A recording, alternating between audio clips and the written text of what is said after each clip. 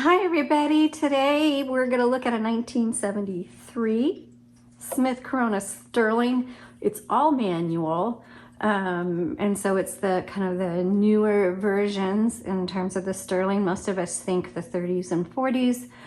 Sterling was a very long-standing typewriter model. It's a fantastic machine. So this is all manual.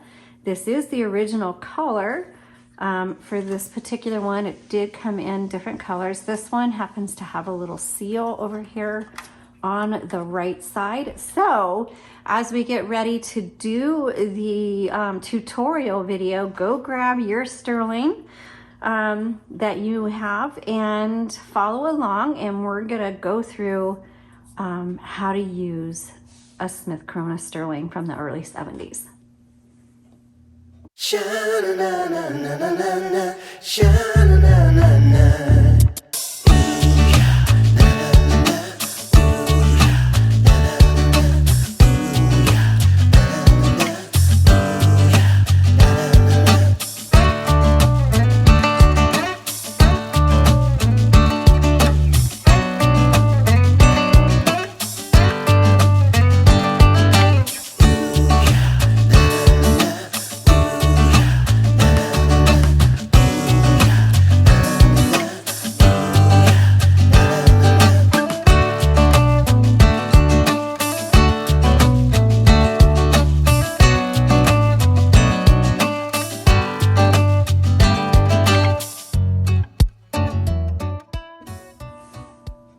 Okay, so first of all, before I get started, I'm going to point out where the serial number is, and it's going to be right here, stamped on the right side. It's going to be stamped on the metal frame, and then you can go to typewriterdatabase.com and you can search for the year that it was manufactured. Now, a lot of times the Smith Coronas from the 60s and 70s don't have a specific year. However, the Sterling does. And so it might take you a few minutes to learn how to use the typewriter database, but I encourage you just to take some time and learn how to use it. And you'll find a wealth of information there. Okay. So first we're going to start from the back and we're going to work our way forward. So this one does not have, you know, the little paper holders that stick up. Unfortunately, I really do like those. But we do have our margins. And so we're going to press and drag. That's how you move your margins. All right. And you can set them however you want. Now this part is called your carriage. And you have your roller here, and this roller is really clean. This typewriter that I have here is very, very clean. It looks like it was either not used very much or they took really good care of it. Now to move this carriage, you have the levers on each side, and it doesn't matter which one, but you just pull it in and that moves your carriage. Now, if you have a Smith Corona Sterling, there is a possibility that one of the plastic levers or both have been broken off. That's actually very common for these 60s and 70s models. And a lot of times you just kind of have to either glue something on. You'll see a metal piece sticking up. You can glue, I've seen pen caps on there, anything that will give you leverage. It's actually, you just need something to give you firm, to give you leverage on that metal piece down there. Okay. Right here is your paper release. We're going to look into that a little bit more. And on the left side, you'll find, well, here's your return handle, and then the 1, 2, and 3.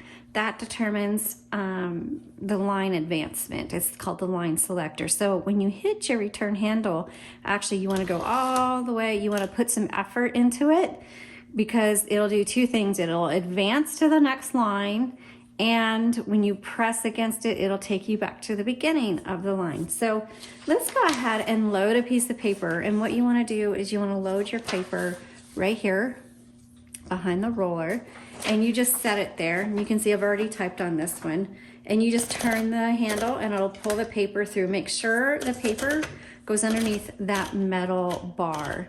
Now sometimes these little rollers can get a little sticky, and And if it's not turning well, it's not going to turn your paper very well. And so you can do two things. You can push your rollers way out to the side, or if you can figure out a way to kind of put something on that metal bar that lets your roller turn better, then that is an option for you as well. But if when you're typing, you have your paper starts to like gather underneath there, that's because your roller isn't turning. So that's just an FYI.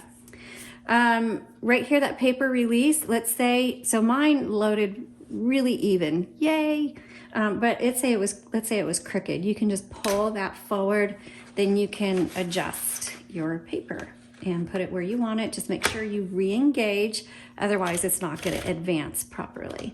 Okay, now I'm going to move the carriage over to the left, and that way I can open the top without scraping the top, because this handle will scrape the top there if you have it close by. Inside, you're gonna see your escapement area, your type bar basket. You've got your spools for your ribbons.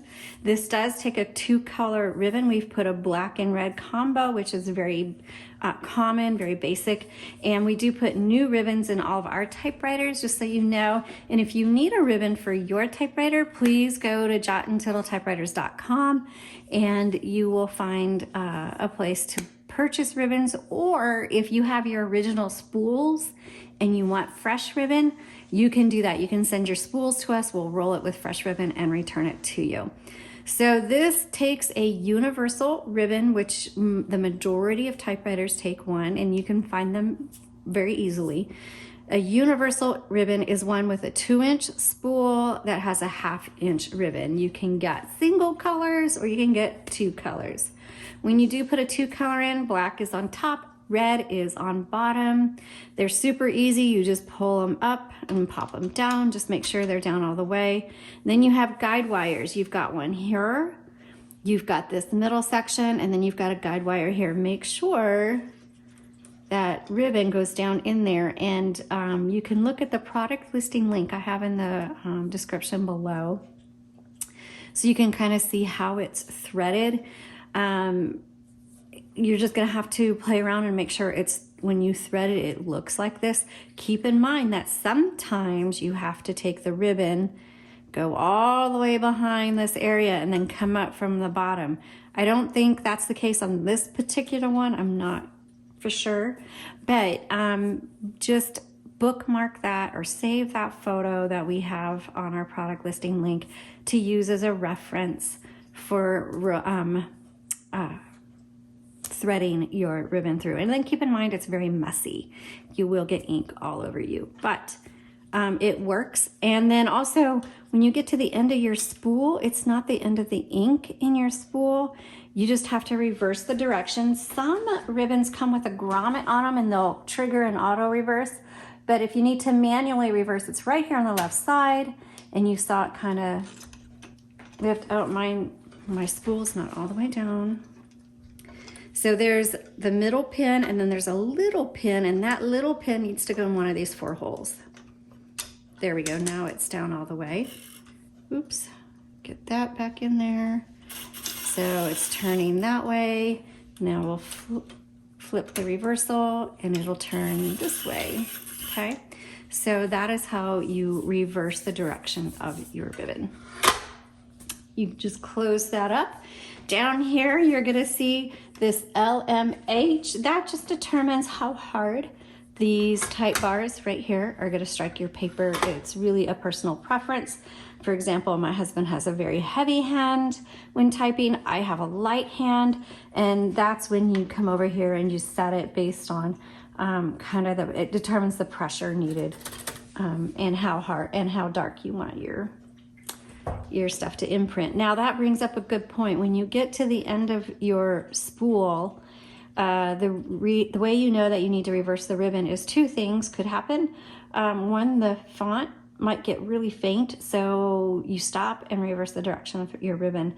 Another thing that could happen is sometimes typewriters will just stop altogether. They just won't move, it won't type. Don't panic. Reverse the direction of your ribbon, and a lot of times that is what's going on with your typewriter. So Another thing to check if it's not typing properly is your color selector, which is right here. Right now it's on red. You flip it up to black. Sometimes this gets put right in the middle, right there. And if that happens, it's not gonna type. So this does get bumped pretty often. So when you're typing, please, as the more you type, the more you're gonna feel your fingers, kind of like your foot knows your car and your hands know the feel, the vibration. That's what's gonna happen with your typewriter when you're typing it.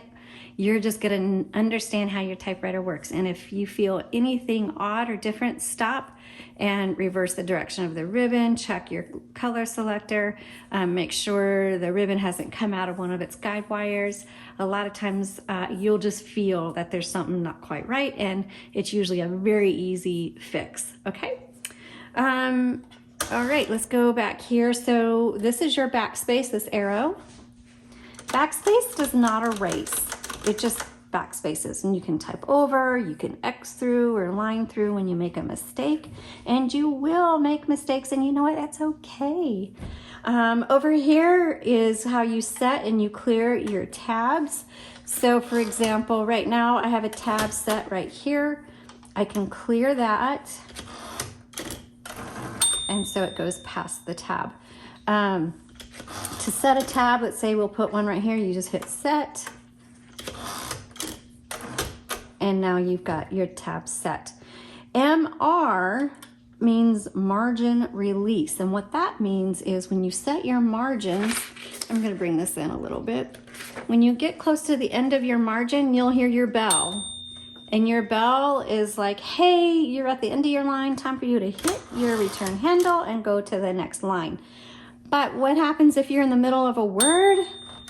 Okay, let's type that out.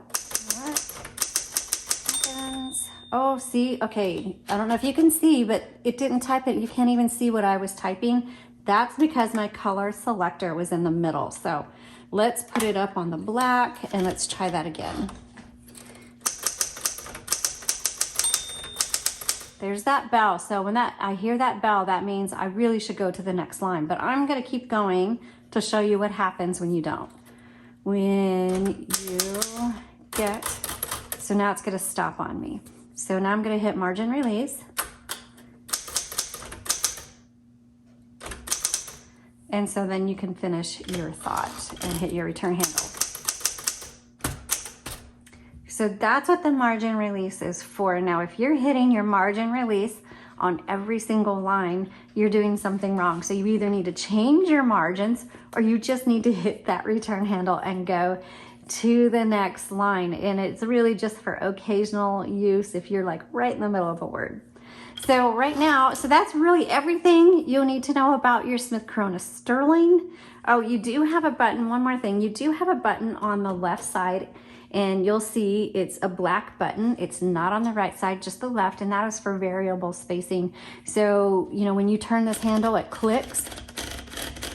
That's every half of a line. Well, every once in a while, you want something that's kind of right in between there. And to do that, you just hold your button, and then you can put your line things up exactly where you want them. Okay, so as we close out, I'm just gonna type a few sentences just so you can hear this typewriter. But I just wanna say thank you so much for watching. You all have a blessed day and happy typing.